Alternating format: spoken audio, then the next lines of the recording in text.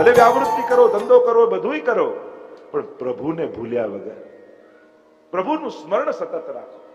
આપણે નારાયણદાસજીની વાર્તા આવે છે ને, બહુ જ એમના મનમાં મનોરથ કે હું વ્રજમાં જાઉં, ગોકુલમાં જાઉં ને ગુસાઈજીના દંડવત કરું, પણ દુકાનમાં એટલા વ્યસ્ત કે દુકાન છોડીને નીકળી જ ન શકે. કેમે કરીને સંજોગ જ ના આવે. એટલે એમણે એક યુક્તિ કરી. એમણે એક વ્રજવાસીનો બાળક પગારથી રાખ્યો. એનું કામ શું? એને પગાર આપે, પણ એનું કામ એટલું જ કે 2 ઘડી થાય એટલે શેઠજીને યાદ અપાવવાનું કે ભૈયાજી ગોકુલ કબ ચલોગે. બસ આટલું બોલે અને નારાયણદાસજી મનથી ગુસાઈજીના ચરણોમાં પહોંચી જાય, મૂર્છિત થઈને પડી જાય અને પાછું ભાન આવે, ધંધામાં કામે વળગે એટલે પાછો 2 ઘડી થઈ જાય, પાછો પેલો બોલે ભૈયાજી ગોકુલ કબ ચલોગે, પાછા મૂર્છિત થઈને પડી જાય, પાછું ચિત્ત ગુસાઈજીમાં જતું રહે. આમ દુકાનમાં બેઠા બેઠા પણ મન ગુસાઈજીમાં રાખતા. શું તમને બધા દાહોદ વાળાને એમ નથી લાગતું કે આવો એક કામ વાળો આપણે રાખવો જોઈએ? બીજું કાંઈ નહીં. મેં તો એક વ્યક્તિને જોયા, એ તો મોબાઈલનો એટલો સારો ઉપયોગ કરે ને કે 2 ઘડી થાય ને એટલે મોબાઈલમાંથી વાગે જય શ્રી કૃષ્ણ, જય શ્રી કૃષ્ણ, જય શ્રી કૃષ્ણ, એવું અલાર્મ એને સરસ સેટ કર્યું. સ્મરણ કરાવે કે હું ઠાકોરજીને ભૂલી ના જાઉં. કારણ કે આ સંસાર એવો છે ને કે એવો આપણને જકડી રાખે ને ખેંચી રાખે ને કે ભગવાન યાદ આવવા દેતો નથી. એટલે જ સૌથી સંકટનો સમય ભક્ત માટે કયો કે જે ક્ષણોમાં ભગવાન ભૂલી જવાય. એટલે તુલસીદાસજી રામચરિત માનસમાં પણ હનુમાનજીએ કહ્યું ભક્ત માટે સૌથી સંકટનો સમય એ છે કે આખો દિવસ દુકાન તો સારી ચાલી પણ આખો દિવસ આજે પ્રભુ યાદ ના આવે. આજ વિપત્તિની ઘડી ભક્ત માટે. અને એટલા માટે તો મહાપ્રભુજી કહે વદત ભીરેવ સતતમ, સતત પ્રભુનું નામ લે, અષ્ટાક્ષરનો જાપ મનથી સદાય સ્મરણ કરતા રહેવું છે. જો પાઠ કરવાના નિયમો, આના નિયમો, આના પણ સ્મરણ કરતા કોણ રોકે છે? મનમાં સ્મરણ કરતા રહે પ્રભુના નામ, જેથી મન પવિત્ર રહે, પ્રભુનો આવેશ બનેલો રહે. એટલા માટે હરિરાયજી કહે કે હાથમાં યોગ્ય પારો રાખે ને એ રીતે પ્રભુને રાખજો. કેવો સાચવીને રાખે, બસ પ્રભુને આ રીતે સાચવવા. એમ કરીને આપણે દ્વિતીય શિક્ષાપત્રને વિરામ આપીએ. બોલો શ્રી હરિરાય મહાપ્રભુ જય, ગોવર્ધન નાથ કી જય. શિક્ષાપત્ર 3 વિષય છે આ શિક્ષાપત્રનો દુસ્સંગ અને સત્સંગનું નિરૂપણ. દુસ્સંગ કોને કહેવાય, સત્સંગ કોને કહેવાય? આ શબ્દો તો આપણે ઘણી વાર સાંભળ્યા છે, પણ હરિરાયજી બહુ ગહનતામાં આપણને લઈ જશે કે આ દુસ્સંગ અને સત્સંગ આ બંને એવા તત્વો છે જે તમારા ભાવને ઘાટ આપવાના છે. અને આ જગતમાં વૈષ્ણવે સંસારમાં સાચવવા જેવું શું છે? અને પ્રથમ શ્લોકમાં શ્રી હરિરાય મહાપ્રભુજી આજ્ઞા કરે વન્ની જલાદપી, શેની રક્ષા કરવી? શેનું રક્ષણ કરવું? એક વસ્તુ યાદ રાખજો, કોઈ વસ્તુ બગાડી જાય ને તો નુકસાન નથી, કોઈ ધન બગાડી જાય તો નુકસાન નથી, કોઈ ઘર બગાડી જાય તો વાંધો નહીં, પણ જે વ્યક્તિ તમારું મન બગાડી જાય છે ને એ સૌથી મોટું નુકસાન કરે છે. કારણ કે જ્યારે મન બગડ્યું પછી તમારું અહિત કરવા માટે તમારે બીજા કોઈની જરૂર નહીં પડે, તમે જ તમારો સર્વનાશ કરી લેશો. એટલે સૌથી મોટો નુકસાન જે મન અને બુદ્ધિનો બગાડ થાય ને માણસનું, એ સૌથી મોટું નુકસાન છે. અને મેં એ દિવસે કહ્યું હતું ને કે હવે બુદ્ધિ ઓછી છે એનું દુઃખ નથી, હવે બુદ્ધિ જરૂરત કરતા વધારે છે એ ખતરનાક થઈ ગયું છે. કારણ હવે આપણી બુદ્ધિ બીજાને છેતરતી નથી, પણ હવે બુદ્ધિ એટલી વધી ગઈ છે કે આપણી જ બુદ્ધિ આપણને છેતરી રહી છે. અનેક પ્રકારથી, અનેક લોજિકોથી, અનેક તર્ક વિતર્ક કરીને, અને આપણને એમ લાગે વાત તો સાચી જ છે, અનેક પ્રકારથી આપણી બુદ્ધિ આપણને છેતરે છે. અને એમાંય પાછા આપણે શાસ્ત્રોના પ્રમાણને, લોકોના પ્રમાણને, ભક્તોના પ્રમાણ, ગમે તેટલો સારો લોજિક તમારી બુદ્ધિને મન તમને આપે, પણ પ્રભુથી દૂર થવાની વાત કરે તો સમજી લેજો કે હમણાં તમારી બુદ્ધિ તમને છેતરી રહી છે.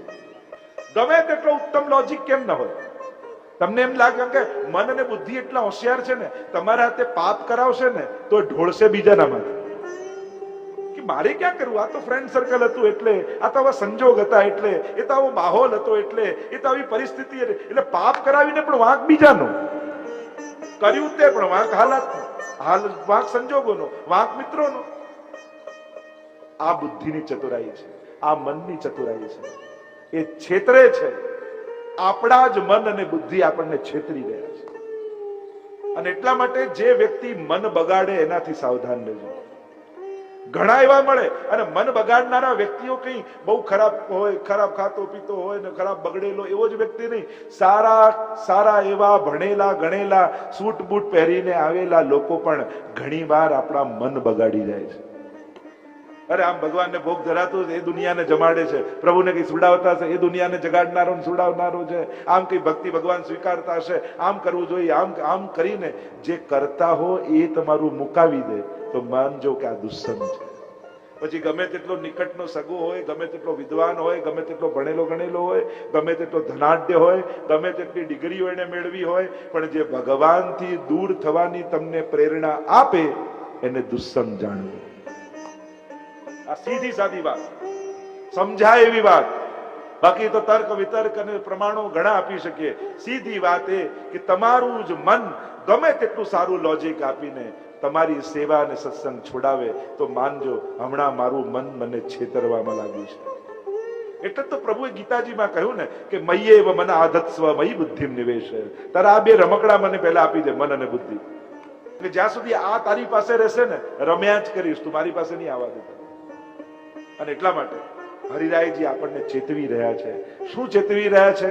કે આ કલિયુગમાં આપણે કેટલી વસ્તુ બચાવવા માટેના કેટલા ઉપાયો કરીએ. ઘરની સુરક્ષા માટે, ધનની સુરક્ષા માટે, પરિવારની સુરક્ષા માટે, સંસારની સુરક્ષા માટે, શરીરની સુરક્ષા માટે કેટલી સુરક્ષાનો વિચાર કરીએ છીએ, પણ ખરેખર જેને સાચવવા જેવું છે ને એની ચિંતા જ કરતા નથી. અને સાચવવા જેવું છે તમારું મન, તમારી ભાવનાઓ. કારણ કે જયારે એ બગડવા લાગે છે ને ત્યારે માણસ પોતે પતન તરફ જવા લાગે છે. જાકો પ્રભુ દારૂણ દુઃખ દેઈ તાકી મતી પહેલે હર લે. તુલસીદાસજી એટલે જ કહ્યું, પ્રભુ જેને દુઃખ આપવાના હોય ને એની શરૂઆત ક્યાંથી થાય? ભગવાન એની બુદ્ધિ પહેલા લઈ લે. અને એટલા માટે જે એનું અહિત કરનારા હોય ને એ બધા એના મિત્ર લાગે, ને સારી વાત કહેતા હોય ને બધા દુશ્મન લાગવા માંડે. સમજી લેવું કે અહીંયાથી એના દુર્ભાગ્યની શરૂઆત થઈ ગઈ. અને ગીતાજીમાં તો કોઈ ચાર્ટ ના આપે. હરિરાજ કે ભાવનું રક્ષા ધ્યાયતો વિષયાન પુંસ સંગસ્તેષુ ઉપજાયતે સંગા સંજાયતે કામ કામાત ક્રોધો વિજાયતે ક્રોધાત ભવતિ સમોહ સમોહા સ્મૃતિ વિભ્રમ શ્રુતિ પંચાત બુદ્ધિનાશો બુદ્ધિનાશાત પ્રણશ્યતિ.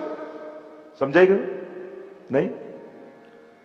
આખું ચાર્ટ ભગવાને ધ્યાયતો વિષયાન પુંસ. મનમાં જ્યારે કોઈ એક વ્યક્તિ આવીને કોઈ વિષય વાવી જાય ને ત્યાંથી પતનની શરૂઆત થાય કે આજે સેવા નહીં કરું તો ચાલશે. બસ આ છૂટવાની શરૂઆત. અને એક દિવસમાં શું છે, ઘણા લોકો નિયમ લે કે હવે આપણે તો શિક્ષાપત્ર સાંભળ્યું એટલે રોજ માળા ફેરવા, રોજ પાઠ કરવા. ઘણા લોકો 9 નમનાષ્ટક રોજ કરીશ એટલે અઠવાડિયું બરાબર ચાલે. પછી એમ તો આજે તો અહીંયા જરૂરી કામથી જવાનું છે, કાલે 18 કરી લઈશ. એક દિવસ પડશે તો કાલે ડબલ કરી લઈશ. અને એમ કરતા કરતા ભેગા જ થતા જાય, પૂરા થાય જ નહીં, ગુણાકાર જ થયા કરે. એટલે ઓલવેઝ મનને ખોટા એક્ઝામ્પલ નહીં આપવા દેવા. કારણ કે એક દિવસ તમે છોડશો ને એટલે મન માટે કાયમનું એક્ઝામ્પલ થઈ જશે. જો એ દિવસે નતું કર્યું તો ચાલી ગયું, આજે નહીં કરું તો ચાલશે. એટલે તમે એક દિવસ છોડ્યું અને આ એક દિવસ છોડ્યું એટલે મન આ વસ્તુનો દુરુપયોગ આખી જિંદગી કરશે કે તે એ દિવસ નતું કર્યું, ચાલી તો ગયું હતું, તો આજે નહીં કરે તો ચાલશે. અને મન આ એક્ઝામ્પલને વારે ઘડીએ આપી આપી આપી તમને આ બધું મુકાયા કરશે. અને એટલા માટે આપણે ત્યાં એક શબ્દ છે નિત્ય નિયમ, રોજનો નિયમ. અને નિત્ય નિયમો આપણા બંધન નથી, આપણા ટેકા છે શ્રદ્ધાના. જેમ નાનકડી વેળ ઉગી હોય અને આપણે લાકડી રોપીને વાવી દઈએ, રોપી દઈએ. સાધારણ વ્યક્તિને એમ લાગે કે હમણાં તો ઉગી અને પછી બાંધી દીધી લાકડી સાથે. પણ લાકડી એનું બંધન નથી, એના વિકાસનો આધાર છે, એનો ટેકો છે, જેનાથી એ વેલનો વિકાસ થવાનો છે. તો તમને જો હું પ્રશ્ન કરું કે તમે તમારી શ્રદ્ધાની વેલ કયા ટેકે બાંધી છે, બધાએ જવાબ વિચારવાનો છે, આપવાનો નથી, પોતપોતે વિચાર. તમે એમ કહો ભાવ વધે, શ્રદ્ધા વધે, બધું બરાબર, પણ વેલના વિકાસ માટે કોઈ ટેકો તો જોઈએ ને. તમે તમારી ભાવનાની વેલ કયા ટેકે બાંધી છે? જાતે પોતાની જાતનો પ્રશ્ન ગોતજો. એક ટેકો જોઈશે, ભલે માળાનો હોય, સેવાનો હોય, દર્શનનો હોય, સત્સંગનો હોય, સ્મરણનો હોય, ભલે નાનો પણ નિયમ, પણ એક નિયમ. જેના જીવનમાં કોઈ નિયમ નથી હોતા ને એનું જીવન બહુ કમજોર હોય છે. એ વ્યક્તિ કોઈ પણ ક્ષણે પતન તરફ જઈ શકે છે જેના જીવનમાં કોઈ નિયમ નથી. એટલે એક નિત્ય નિયમ બનાવો. આજે શિક્ષાપત્ર શ્રવણ કરવા તમે ઉપસ્થિત છો, શ્રી હરિરાય મહાપ્રભુજીની આગળ, શિક્ષાપત્રની આગળ ઉપસ્થિત છો. નક્કી કરો, આજે કોઈ નિયમ લો કે રોજ એક અષ્ટાક્ષરની માળા કરીશ, રોજ યમનાષ્ટકનો પાઠ કરીશ, રોજ હવેલી દર્શન કરવા, જે પણ નિયમમાં ભાવે દર્શનનો સમય સન્મુખ થઈશ. બને તો ઠાકોરજીને ઘરે પધરાવીશ. મિશ્રી ભોગ દો તો મિશ્રી ભોગનો નિયમ. રોજ રાતના સૂતા પહેલા યમુનાજીની આરતી અને આશ્રયનું પદ બોલીને સુવા જઈશ. આ તમને બધા ઓપ્શન આપું છું, આમાંથી એક સિલેક્ટ કરી લેજો. અને બધા જો જેને ગમતા હોય બધા કરે તો સરસ. દાહોદના વૈષ્ણવ તો નાનું ગમતું જ નથી એમને તો. એને તો એમ થાય કે અમને તો મોટું જ બતાવો, સારું જ બતાવો. એટલે તમને ઘણા બધા ઓપ્શન આપી શકો. કોઈ એક નિયમ નાનકડો પણ, ચલો આખી માળાની તો 11 વાર અષ્ટાક્ષર સ્મરણ જાગીને કરીશ, આટલાથી તો શરૂઆત કરો. પણ સાવ નિયમ વગરના ન જીવતા, નહીં તો મન બહુ કમજોર તમારું થઈ જશે.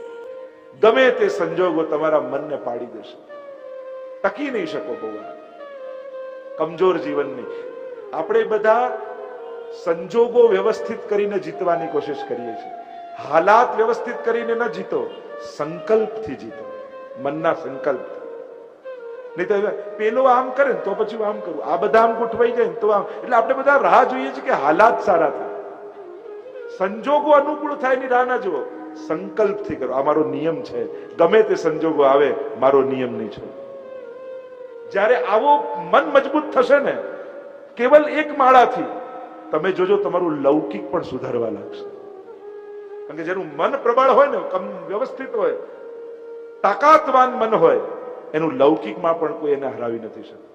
અને એટલા માટે આ એક નાનકડો નિયમ અહીંયા બેસેલા દરેક લોકો નક્કી કરે.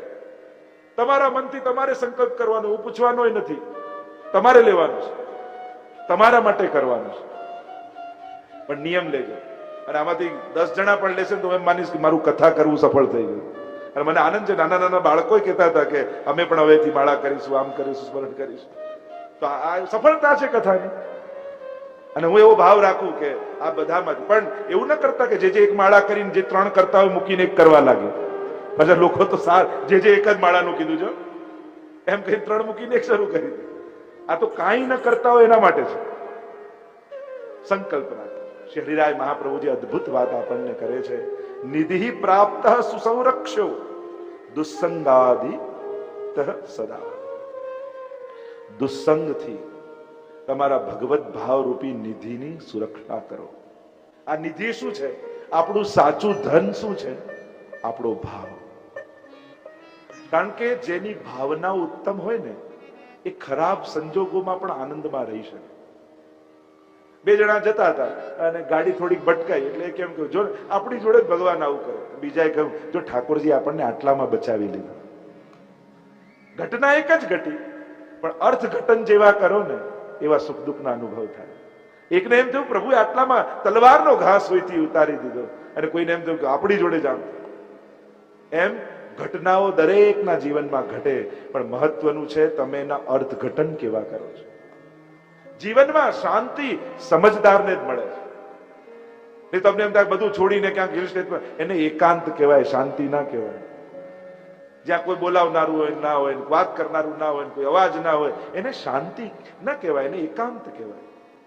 આવો એકાંત તો ઘણી લોકો વિદેશ નથી જતા, ઘણા મા બાપ જાય, અમેરિકા જાય અને 6 મહિના થઈ જાય એટલે ગળા સુધી આવી ગયા હોય. એમ તો ક્યારે ઇન્ડિયા જઈએ, ક્યારે ઇન્ડિયા જઈએ. 6 મહિને ટિકિટ કરાવી હોય દીકરાએ, અને પછી એમાં અમે મળીએ પૂછીએ કેમ છો, બધું શાંતિ છે? જે અહીંયા તો ભયંકર શાંતિ છે. એટલે શાંતિ એ ભયંકર હોય, શાંતિ ભયંકર હોય છે. ઘણા લોકો સ્મશાનની શાંતિ છે, ઘણા કહે ને યુદ્ધ પહેલાની શાંતિ છે. શાંતિ કેટલા પ્રકારની હોય? તો આપણે ક્યાં એવી? આપણે તો રસમય શાંતિ જોઈએ. આપણે શાંતિ કેવી જોઈએ? જેમાં કૃષ્ણ આનંદ કરતો હોય, રાસ કરતો હોય, એવી શાંતિ જોઈએ. તો એકાંત અને શાંતિમાં ફરક છે. એક ગીધ હતું, આમ ઝાડની ટોચ ઉપર શાંતિથી બેઠું હતું. જંગલમાં એક સસલું જતું હતું ને, એને જોયું કે જો ગીધ કેવું શાંતિથી બેઠું છે, લાવ હું બેસું. એટલે ઝાડ નીચે આવીને બેસી ગયું. એટલામાં એક શિયાળ આવ્યું ને એને મોઢામાં પકડ્યું સસલા, અને જ્યાં મારવા જાય ત્યાં મોઢામાં ફસાયેલા સસલાએ કહ્યું કે અરે પેલું ગીધ શાંતિથી બેઠું છે, એને કોઈ હેરાન નથી કરતું ને મને મારો છે, આવું કેમ? ત્યારે શિયાળે મારતા પહેલા કહ્યું કે શાંતિ માટે ઊંચાઈ જોઈએ, સમજની, વિચારની, વ્યવહારની. જો ઊંચાઈ ન કેળવી તો જીવનમાં શાંતિ નહીં આવે, નહીં તો કોઈ પણ મોઢામાં પકડીને મારી નાખશે. જીવનમાં જેણે સમજની ઊંચાઈ મેળવી હોય ને એના જ જીવનમાં શાંતિનો ઉદય થાય. બાકી બારણા બંધ કરીને એકલા ઓરડામાં બેસી જાઓ એને એકાંત કહેવાય. અને વિચિત્રતા જીવનની એ છે કે જ્યારે શરીર શાંત હોય ને ત્યારે મન વધારે ચંચલ થઈ જાય. તમારું મન વધારે ચકડોળે ક્યારે ચડે? જ્યારે બધું કામ છોડીને સોફા પર શાંતિથી બેઠા હોય ને ત્યારે દુનિયાભરના વિચાર આવી જાય. પણ બહુ કામમાં બિઝી હોય ને ત્યારે મન ભટકતું નથી. શરીર જ્યારે વ્યસ્ત હોય ને ત્યારે મન શાંત હોય, અને શરીર શાંત થાય ને એટલે મન વ્યસ્ત થઈ જાય, મન દોડાવ્યા કરે. આ સ્વભાવ છે મન. અને એટલા માટે હરિરાયજી કહે છે તમારી નિધિ શું છે? નિધિ કોને કહેવાય? જે સર્વસ્વ ધન છે એ શું છે? આપણો ભાવ. કારણ મન બગડેલું હશે ને, ત્યારે કોઈ જોડે ઝઘડો થયો હશે ને, ત્યારે સારામાં સારી મર્સિડીઝ કારમાં એસી ચલાવીને બેઠા હશો ને તોય પરસેવો આયા કરશે. ત્યારે બેસવાનો આનંદ. મન અવ્યવસ્થિત હોય ત્યારે દુનિયાની સારામાં સારી વસ્તુ પણ આપણને સુખી નથી કરી શકતી. એવું કે હમણાં મને ડિસ્ટર્બ ના કરે, હમણાં ના આપીશ, હમણાં મારે નથી આવતું. કોઈ સારી જગ્યાએ તમને ચલો ને મૂવી, હમણાં મારું મૂડ નથી, આપણે એમ કહીએ. ઉત્તમમાં ઉત્તમ વસ્તુ પણ તમને આનંદ ન આપી શકે જ્યારે તમારું મન બગડ્યું હોય. એટલે દુનિયાનું સૌથી મોટું નુકસાન જીવનનું કયું છે? જ્યારે કોઈ આપણું મન બગાડી જાય. અને એટલે હરિરાયજી કહે છે દુસ્સંગથી બચજો, કારણ કે આ દુસ્સંગી વ્યક્તિઓ તમારા મનને બગાડનારા છે. જ્યાં સુમતિ ત્યાં સંપત્તિ નાના, જ્યાં કુમતિ ત્યાં વિપદ નિધાના. જ્યાં સુમતિ છે ને ત્યાં અનેક પ્રકારની સંપત્તિઓ આવે છે, સદવિચારોની, સદવ્યવહારની, સજ્જનોની. પણ જ્યાં કુમતિ ત્યાં અનેક પ્રકારની વિપત્તિઓ આવતી નથી, માણસ નોતરી લે છે. દુઃખ આવતું નથી, માણસ આમંત્રિત કરી લે છે હાથે કરીને. અને એટલે હરિરાયજી કહે કે જેમ અગ્નિ પર જલ પડે અને આપણે સાચવીએ કે પાણી અગ્નિમાં ન પડી જાય, નહીં તો પાણી અગ્નિને બુઝવી નાખશે. એ રીતે ત્યક્ત્વા અપી લોક સંકોચમ, પાછું કહી દીધું. કારણ કે પાછું આપણને શું છે? ધર્મ ઓછો નડે, શરમ વધારે નડે. સત્સંગ પણ કોણે પોતાના ઘરે રખાવ્યો છે એના પરથી ખબર પડે જવું કે નહીં. લોકો સત્સંગ માટે ના જાય મંડળમાં, જુઓ ને તો આના ઘરે છે, નહીં જઈએ ને તો ખોટું લાગી જશે. ભગવાનને ખોટું લાગશે કે નહીં એની ચિંતા નથી, પણ પેલાને ખોટું લાગશે કે નહીં એની ચિંતા આપણને હોય છે. શું તમે ભગવાનના ભોગે સંસારને રાજી કરવા તૈયાર છો? હરિરાયજી ઊંધું કહે છે કે સંસારના ભોગે પણ ભગવાનને નારાજ ન કરતા. ત્યક્ત્વા લોક સંકોચમ, લોક સંકોચને છોડીને પણ દુસ્સંગ ત્યાગી દેવો. જેને મળવાથી મન બુદ્ધિ બગડવાના હોય ને પછી વિચારવું નહીં કે આને ખોટું લાગશે નહીં લાગશે. ઘણી વાર લોકો મરજાદ લે ને, એમ થાય કે હવે ઠાકોરજીને ધરીને જ લેવું, બહારનું ક્યાંય નથી લેવું, અને આમ થાય. એટલે પાછો સંસાર એવો છે ને, સમાજની આદત શું છે? કેમ કરીને કોઈનો નિયમ તોડાવીએ. લોકોને એમાં બહુ મજા આવે. જેને નિયમ લીધો ને ક્યાંનું નથી લેવું, ઘરે ઠાકોરજીને ધરીને મારા ઘરે તો જમવું જ પડે, મારે ત્યાં કેમ ના જમવું, તમે કોઈ મોટા ભગત થઈ ગયા, અમે કઈ ખરાબ છીએ. આ કઈ નાના મોટા કરવા માટે છે? ધર્મનો એક નિયમ છે કે ધીમે ધીમે જેમ જીવ આગળ જાય ત્યારે એની સમગ્ર ચેતના પ્રભુ પર કરે એ રીતે આગળ વધવું જોઈએ. શું આપણા સમાજમાં એ મેચ્યોરિટી ખરી કે કોઈને આપણા લૌકિક સુખ માટે એનો ધાર્મિક નિયમ ન તોડાવીએ? તમને ખવડાવવાનો જ બહુ શોખ છે તો અડધી દુનિયા ભૂખે મરે છે, એને જમાડો. પણ આપણને તો રસ કોનામાં? આણે નિયમ લીધો એટલે તોડાવો, બસ. થોડો મેચ્યોર સમાજ થવો જોઈએ. આજે બીજા ધર્મોમાં જો લોકો ઉપવાસ કરે ને તો લોકો એના વરઘોડા કાઢે કે આને 8 વ્રત કર્યા, 28 ઉપવાસ કર્યા, એને આ કર્યા. આખા સમાજમાં એનું સન્માન કરવામાં આવે કે આને આટલા વ્રત કર્યા છે. અને આપણો તો પેલો બિચારો મરજાદ લે નથી લેવું, એમાં તો બિચારાને એવો હેરાન કરી નાખીએ કે એને થાય કે નથી લેવી મરજાદ, ખાવ ને બધાને ત્યાં શાંતિ થાય. કેટલી એક કમજોર મનના આપણે એ મનનું ઊંડાણ, એની વિચારનું ઊંડાણની મેચ્યોરિટી નહીં આપણામાં. અને આવા આદર્શ વૈષ્ણવો તમે ખતમ કરી નાખશો સમાજમાંથી, તો તમારી આવતી પેઢીને કોની આગળ આંગળી ચીધીને કહેશો કે બેટા વૈષ્ણવ આવા હોય? આઈડિયલો જ ખતમ કરી નાખશો તમે. ઉલટાનું સમાજમાં એવું વાતાવરણ બનાવો કે તમે નથી લેતા તો તમે કોઈ વ્યવસ્થા કરી આપી, તમે કહો તો ફળ લાવી આપીએ, તમે કહો તો હવેલીમાંથી પ્રસાદી લાવીએ, તમને જેમ જેમ તમારો, પણ અમારા લૌકિક આનંદ માટે તમારો ઠાકોરજીનો નિયમ તોડતા નહીં. કારણ કે આપણા લૌકિક અહંકારના પોષણ માટે કોઈનો નિયમ તોડાઈએ તો એ અપરાધ છે.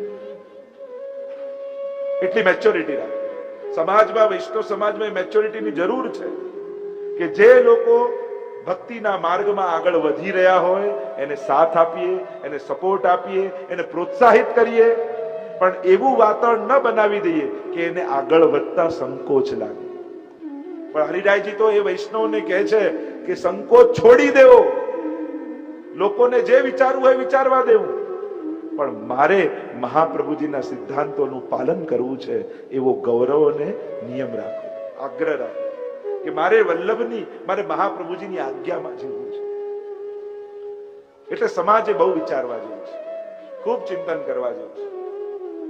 બને તો કોઈ પણ ધર્મ કરવા આવ્યું હોય, કરવા જતા હોઈએ, કોઈ પણ લૌકિક વ્યવહારની આશા નહીં રાખવી. પેલાને લોક સંકોચ જાગે એવું નહીં કરવું. અનુકૂળ વાતાવરણ આપો સમાજને કે જ્યાં ભક્તિ કરવાની અનુકૂળતા હોય. અત્યારે ખરેખર કહું તો આપણા સમાજમાં આપણે બહુ વિપરીત વાતાવરણ ઊભું કરેલું છે કે જેને ભક્તિ માર્ગમાં આગળ વધવું હોય, પુષ્ટિ માર્ગમાં, એના માટે એવું વિકટ વાતાવરણ આપણે કરી દઈએ છીએ કે એને સંકોચ લાગે છે આગળ વધતા, એને સેવા પધરાવતા ડર લાગે છે. અપરસના નામે કે આના નામે કે વ્યવહારના નામે કોઈ પણ રીતે, એ ધાર્મિક રૂપે કે અધાર્મિક રૂપે એવું વાતાવરણ ઊભું ન કરો કે માણસને ધર્મ કરતા ડર લાગે. હરિરાયજી તો આજ્ઞા કરે છે ભક્તિ કરવી છે, કારણ કે બધાનું સાંભળવા જશો ને તો આ દુનિયા એવી છે કે પૂરેપૂરા તમને સુધરવાય નહીં દે અને પૂરેપૂરા બગડવાય નહીં દે. સાવ સુધરી જશો ને, સેવામાં જીવશો ને, તો જો છે ને અત્યારથી ભક્તિમાં લાગી ગયો હોય તો બાળકોને પરણાવવાના બાકી છે, આમ બાકી છે, આમ કરીને સેવા છોડાવશે.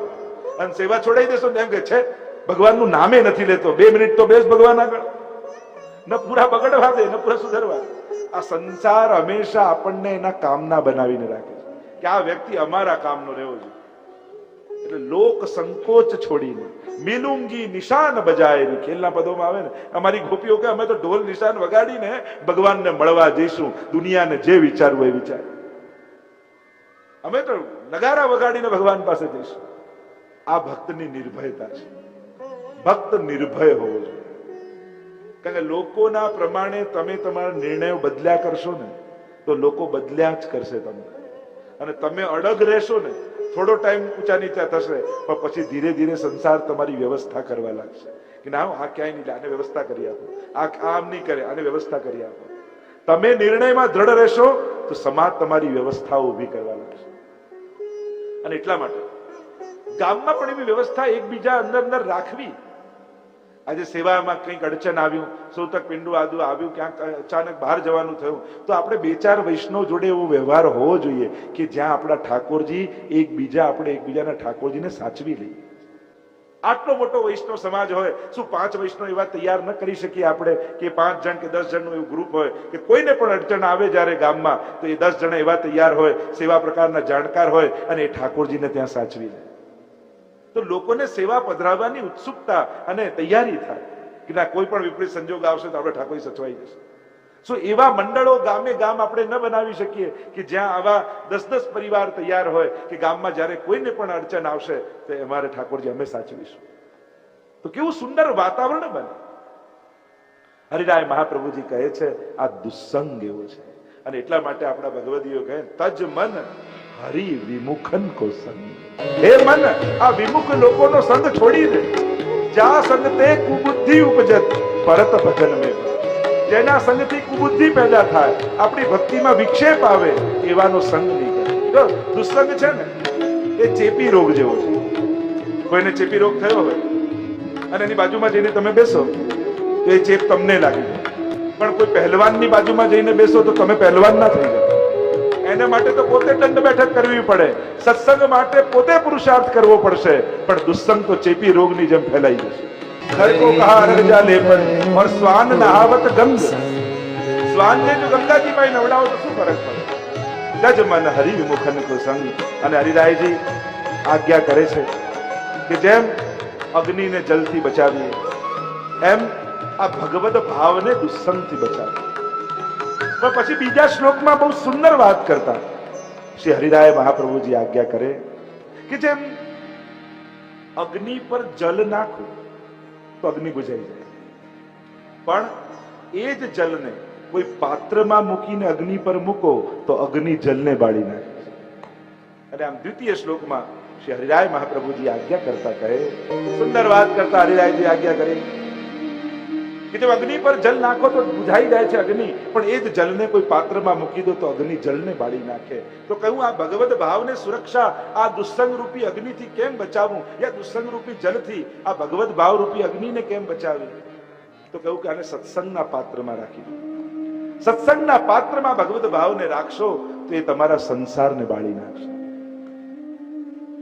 અને એટલા માટે વૈષ્ણવે સદાય સત્સંગમાં રહેવું.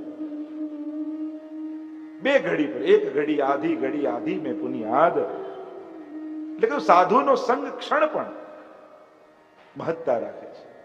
અને એટલા માટે બીજું કાંઈ વધારે ન થતું હોય તો બે ઘડી પણ પ્રભુની સન્મુખતા રાખો. સન્મુખતાથી દુસ્સંગથી બચી જશો, દુસ્સંગથી બચી જવાશે. અને એટલા માટે સત્સંગ જીવનમાં નિતાંત આવશ્યક છે.